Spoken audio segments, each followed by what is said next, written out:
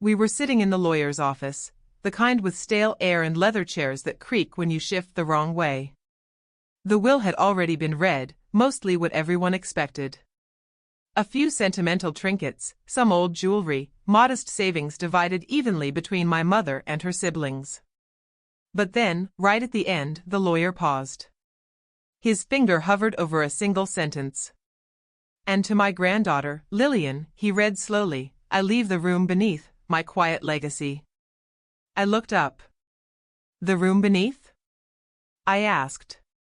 My aunt scoffed softly. She must have meant the bedroom. Or maybe she was confused. "There's no basement in the cottage," my uncle added, frowning. "That place doesn't even have a crawl space." I stayed quiet. I had spent almost every summer at Grandma's cottage.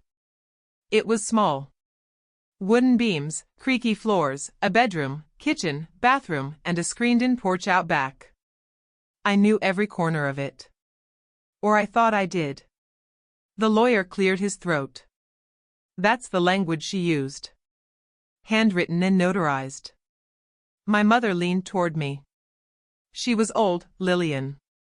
Her mind was slipping near the end. "Don't dwell on it." I didn't respond. But I remembered the way Grandma had spoken in riddles during our last conversation. Her hand had trembled in mine, her voice barely above a whisper. "Curiosity is the test," she had murmured. "If you ever feel something strange beneath your feet, dig." I thought she meant metaphorically. I thought it was just one of her odd old lady expressions. Now, I wasn't so sure. After the meeting, the rest of the family went back to their lives, busy cities, structured days. I offered to stay behind for a week to clean out the cottage. No one objected. No one wanted to linger in that dusty place full of ghosted memories. But I did. I needed to. The cottage felt hollow when I arrived. Dust had settled like a thin film over everything: picture frames, porcelain mugs, the old lamp on the corner table with its fading floral shade. I moved through the room slowly, touching things I hadn't seen in years. The rocking chair still creaked when I brushed past it. The fridge still hummed louder than it should. I saved the bedroom for last. That room had always felt sacred. It smelled faintly of cedar and dried lavender, the way it always had. Her bed was still made, perfectly neat. I sat down on the edge and stared at the worn wooden floorboards. Nothing seemed out of place. But then I remembered her words again, "beneath your feet." I stood up, moved the nightstand aside, pulled the old wool rug from beneath the bed. Nothing. Just floorboards. But as I shifted the bed itself a few inches to the left, something echoed beneath me. A dull, hollow thunk. I froze. It hadn't been loud, but it had weight. The kind of sound that tells you there's more than just air beneath the surface. I dropped to my knees and began tracing the floor with my fingertips. The boards near the center of the room felt normal, solid, aged, firm. But near the top right corner, there was a slight indentation. A hairline gap between two panels that didn't match the others. It wasn't obvious. But it was there. I fetched a flashlight from the kitchen drawer and returned, heart pounding harder than I expected. I had grown up in this house. Knew every crack and creak. And yet here I was, suddenly unsure of what I was about to uncover. I pressed gently against the gap. Nothing moved. Then I pressed harder, and felt it give, just a little. Enough to feel something shift beneath. A trapdoor. Hidden beneath the bed I used to sit beside while Grandma braided my hair and told me stories. The room beneath. It was real. And I had just found the way in. It took a few minutes to pry the floorboards loose. The edges of the trapdoor were worn smooth, like it had been opened once, maybe twice, and then forgotten, or hidden on purpose. I wedged a flathead screwdriver between the boards and levered it up slowly, careful not to splinter the old wood more than necessary. The hinges gave a soft groan, and a small cloud of dust rose as the door lifted open. A set of narrow stairs descended into darkness. Not a crawl space. Not an old storage pit. Actual stairs. My skin prickled. I stood there, one hand on the edge of the door, staring down. The air that rose up from below was stale, dry, but not rotten. It didn't smell like mold or decay, it smelled like something long sealed. Like a room that hadn't been disturbed in decades. I should have waited until morning. Should have gone to find gloves, maybe a dust mask, maybe someone else to come with me. But I didn't. I couldn't. Something in my chest had shifted the moment I opened that door, like I'd crossed a threshold I didn't know I'd been walking toward my whole life. I grabbed the flashlight, checked the batteries, and took the first step down. The wood creaked beneath me, loud and uneven. But it held. One step. Then another. Then another. Each one took me deeper into a silence so thick it swallowed my own breath. The walls were stone, rough and cold, visible only at the narrow edge of the flashlight's beam. I reached the bottom after about a dozen steps and found myself in a small rectangular room, no bigger than Grandma's bedroom upstairs. It wasn't cluttered. It wasn't a basement stuffed with junk and forgotten holiday boxes. It was curated. The walls were lined with shelves, real wood shelves, hand-built, holding a few old books, 3 glass jars filled with strange objects I couldn't immediately identify, and a dusty oil lamp. At the far end of the room was a cedar chest. And beside it, against the wall, stood a rocking chair. Not like the one upstairs, the one I remembered from the living room. This one was older. Cracked. Uneven in color. But unmistakably familiar. My heart thudded in my ears as I walked toward it. I passed an old mirror, its surface cloudy and fractured at the corner. My reflection looked pale, sharp, uncertain. I reached the chest, crouched, and ran my hand across the lid. It was locked. Of course it was. But the key was taped underneath, yellowed tape, brittle with time, like even this had been thought through. Like she wanted it found, eventually. Just, by the right person. I pocketed the key for now. I wasn't ready to open it yet. Instead, I sat in the rocking chair and let the stillness settle around me. This wasn't just some secret room. This was a message. Everything about it was deliberate, the placement, the preservation, the silence. This wasn't about hiding valuables. It wasn't about fear. It was about choice. She could have told anyone. Could have given the key to my mother, or left a note with the lawyer, or mentioned it plainly in the will. But she hadn't. She left a single line. I leave the room beneath, my quiet legacy.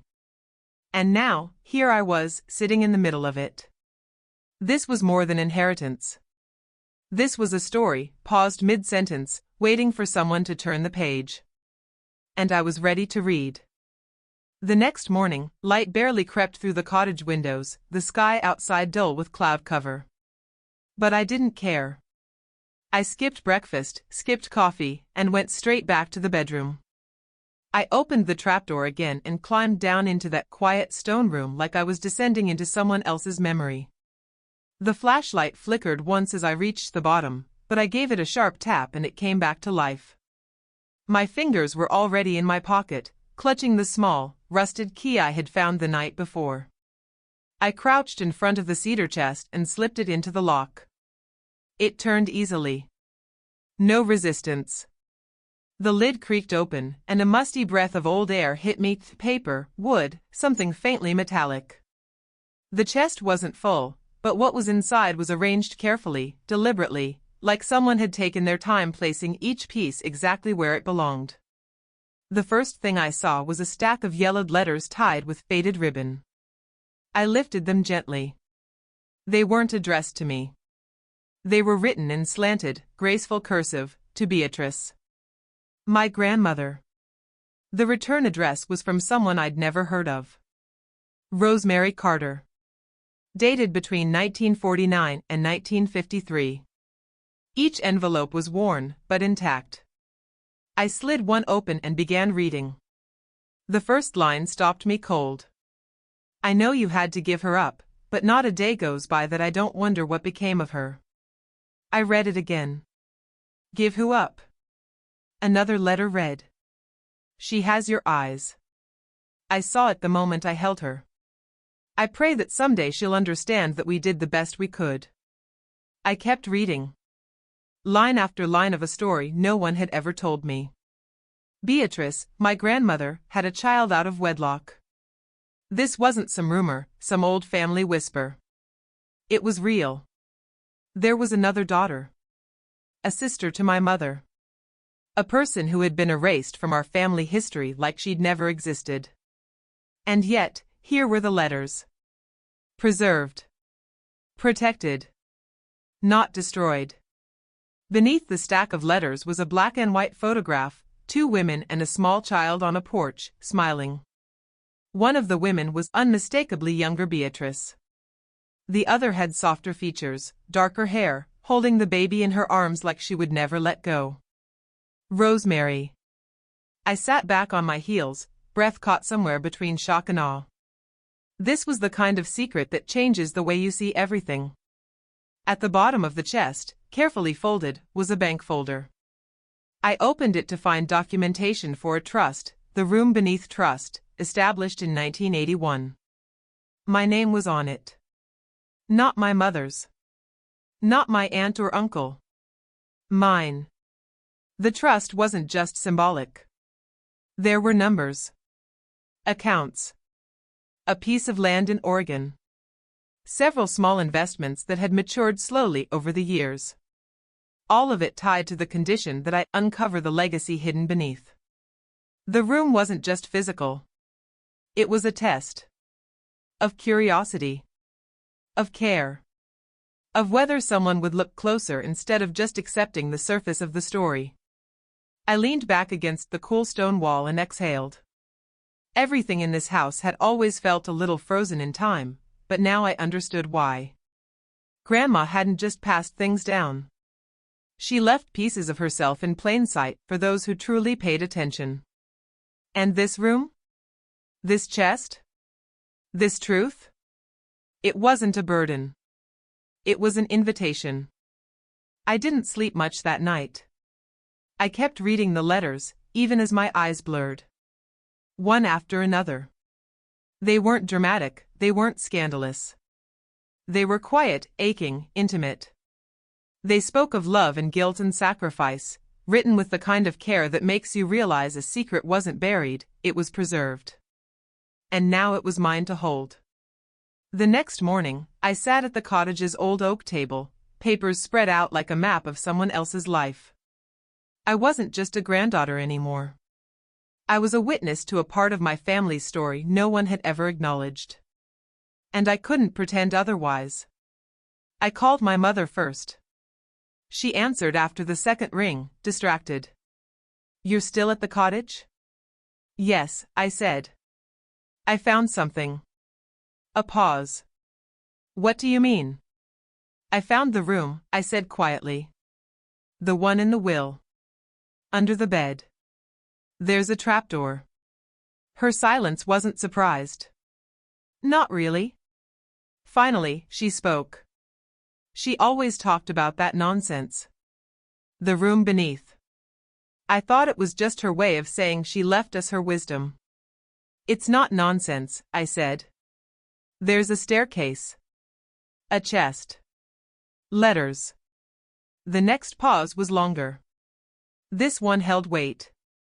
Like she was deciding whether to hang up. "Letters from who?" "Rosemary Carter," I said. "Do you know the name?" Silence. Then, barely above a whisper, "No." But it wasn't convincing. "I think she was your aunt," I said. "Or maybe your sister." "I don't have a sister." "She had a child. The letters say Beatrice gave her up. That she was raised by Rosemary." My mother exhaled sharply. "Why are you digging this up now?" "Because she left it for me," I said. "She made sure someone would find it." "That's not your story to tell." "But it is my inheritance," I said. "She left a trust in my name." She made me the sole beneficiary of something you all ignored. She didn't respond. So I continued. She didn't leave it because I'm the oldest grandchild. She left it because I listened. Because I asked questions. Because I didn't roll my eyes when she told stories that didn't quite make sense. You don't understand what she put us through. I'm starting to. And with that, I hung up. I wasn't angry. Not exactly. Just clear. There's something terrifying about discovering you know less than you thought about the people who raised you. But there's also something liberating about realizing they don't own the narrative anymore. That afternoon, I drove into town. I sat down with Grandma's lawyer again. This time, I handed over the trust documentation, the letters, the photograph. He didn't blink. Just read everything carefully, page by page. She always said the person who finds that room would be the one who truly knew her, he murmured. She told me not to mention it unless someone brought it to me. She wanted it hidden? No, he said, folding the papers. She wanted it earned. I signed the paperwork. The land in Oregon, the matured funds, the items in the chest, everything passed to me officially. Quietly. Cleanly. By the time I left the office, I felt something I hadn't in days. Steady. Not triumphant. Not bitter. Just rooted. That night, I returned to the hidden room and lit the old oil lamp on the shelf. It still worked. The flame danced along the stone walls, illuminating the space with a kind of reverence. I sat back down in the rocking chair, the chest at my feet. This wasn't a room for secrets. It was a room for truths too heavy for daylight. And now that I had them, I wasn't going to let them disappear again. For the next few days, I stayed in the cottage and lived between two worlds. Upstairs was sunlight, dust motes, the ordinary ticking of the old kitchen clock. I'd open windows, cook small meals, sip tea in silence. Downstairs, beneath the trapdoor, was a different realm altogether. I'd go down for hours and lose track of time, reading letters by lamplight, cataloging each item in the chest like I was restoring a museum no one knew existed. I wasn't overwhelmed. I wasn't scared. I was calm.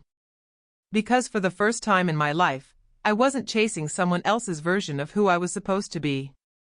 I wasn't living inside the hushed tones and filtered stories passed down at family dinners. Down here, it was just the truth. Hard, quiet, real. On the third night, I found another envelope tucked between the pages of an old ledger. It was addressed to me. In my grandmother's handwriting. Not just Lillian, but Lillian, who always asks questions. I unfolded it with shaking hands. My dearest girl? If you're reading this, then you found the room. I hoped you would. I tried to leave enough clues, but not so many that the uninterested would stumble in accidentally. What's inside this space isn't shame. It's history. I made choices. Some brave, some cowardly. I kept quiet because I didn't trust how others would carry the truth once it left my hands. But you, I trust you. I want you to know, you come from women who have endured, loved, and sacrificed more than you'll ever read in a letter. That's your legacy, not just the trust fund or the land. It's the quiet fire that burns beneath all the noise. Guard it.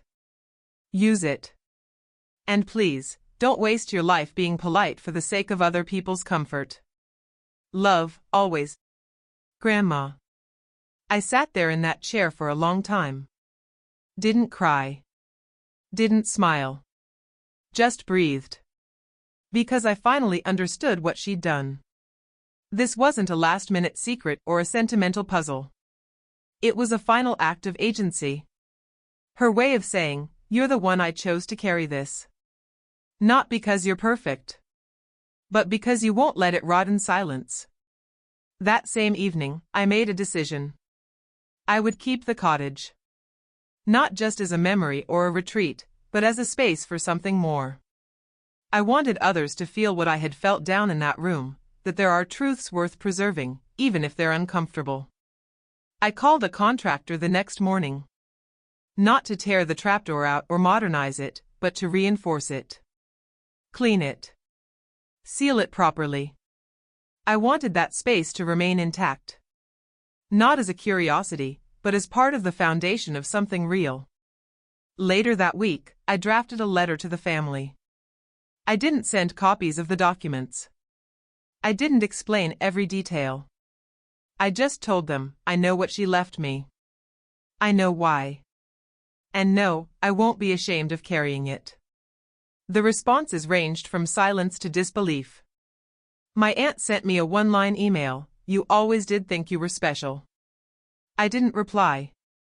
Because it wasn't about that. It never was. I wasn't special. I was just listening. And that's what Grandma saw in me. Not obedience. But curiosity. The seasons shifted while I stayed. Autumn crept in slowly, cooler mornings, softer evenings, the rustle of leaves beginning to change. The cottage, once a place of childhood visits and ghosted silence, now felt like mine. Not inherited. Not borrowed. Chosen. I spent mornings walking the woods behind the property. Afternoons working at a small antique shop in town. Evenings were reserved for reading, sometimes the old letters, sometimes the books Grandma kept upstairs, her pages marked with penciled thoughts and folded corners. Every day, I discovered a little more of who she'd been, and who I was now becoming. I kept the trapdoor locked, but not hidden. When I had visitors, a friend from college, the kind neighbor who dropped off fresh bread, even the local librarian I struck up a connection with, I told them about the room beneath. Not in full detail. Not as legend. Just as part of the story. Most didn't believe it at first. And I didn't need them to. The truth wasn't there to be proven. It was there to be held. One night, after finishing another round of organizing the contents of the chest, now neatly catalogued in a journal, I sat on the stone floor and stared at the wall. I'd placed the mirror from the room on a small hook. It still carried that same foggy corner, like time itself had left a fingerprint. And for a moment, I saw her. Not as the stooped, whispering woman from my last memory. But young. Sharp eyes. Hands steady. Standing in this very room, placing each letter, each photograph, each piece of her story like it mattered more than anyone had ever told her. I whispered aloud, "I see you now." The mirror didn't answer. But it didn't need to. In the months that followed, I made one final decision. I started a trust of my own. Nothing elaborate, just a small beginning. I named it the Listening Room. Its purpose? To support people uncovering hidden family histories. Domestic archives. Paper trails buried by fear or shame. People like me who knew something didn't add up but were told, "Let it go." I didn't let it go. And I'm better for it. I kept Grandma's old rocking chair exactly where I found it. I repaired the legs, polished the arms, but left the notches in the wood. The creak it makes when you sit down has become comforting, like a hush in a crowded room. A signal to breathe. Sometimes I imagine what my mother thinks now. Whether she regrets dismissing it all. Whether she still believes silence is easier than truth. Maybe she does. Maybe she always will. But I also believe that deep down, she knows. She knows her mother chose me not because I was the favorite, but because I listened when no one else did. And that matters. One night, just before winter set in, I sat by the fireplace with a cup of tea, the last of the letters in my lap. Outside, the trees creaked with wind. Inside, the house was warm. The will hadn't given me a house. It had given me a door. And once I opened it, everything changed. Down there, under the bed, under the weight of years and silence and dust, was a quiet defiance. A room that didn't exist until I looked. And once I saw it. It could never be unseen.